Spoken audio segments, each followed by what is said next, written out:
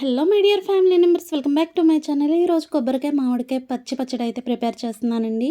ముందుగా ఒక కొబ్బరికాయ తీసుకుని ఈ విధంగా తురుమైతే చేసి పక్కన పెట్టానండి. ఒక మామిడికాయ, ఒక 2 పచ్చిమిరపకాయలు ఈ విధంగా మిక్సీలో వేస్ట్ పేస్ట్ అయితే చేస్తానండి. ఇప్పుడు కొబ్బరి మామిడిలో రుచికి సరిపడగా సాల్ట్ కూడా వేసి బాగా కలిసేలా అయితే కలిపేస్తున్నానండి.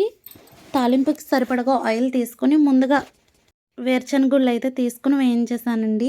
మిగతా తాలింపు అయితే తీస్తున్నానండి. వెల్లుల్లి, ఎండుమిర్చి, జీలకర్ర, మినపప్పు, పచ్చిశనగపప్పు, కొంచెం కరివేపాకు వేసి ఈ విధంగా అయితే వేసి లైట్ గోల్డెన్ కలర్ వచ్చేంత వరకు వేయించేసానండి. ఈ విధంగా వేగిన తర్వాత ఇందులో చిటికెడు పసుపు అయితే వేసి ఇది కూడా ఒకసారి వేపేసి స్టవ్ అయితే ఆపేస్తున్నానండి. ఇప్పుడు ఈ తాలింపుని పక్కకు తీసుకొని ముందుగా మనం కలిపి పెట్టుకున్న తురుములోకి అయితే తాలింపును వేసేస్తున్నానండి. ఈ విధంగా వేసి ఒకసారి అయితే కలిపేస్తున్నానండి.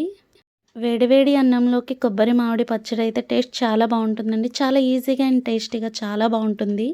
మీరు కూడా తప్పకుండా ట్రై చేయండి. నా వీడియో కనుక మీకు నచ్చినట్టయితే లైక్ చేయండి, షేర్ చేయండి, సబ్స్క్రైబ్ చేయండి. Thanks for watching.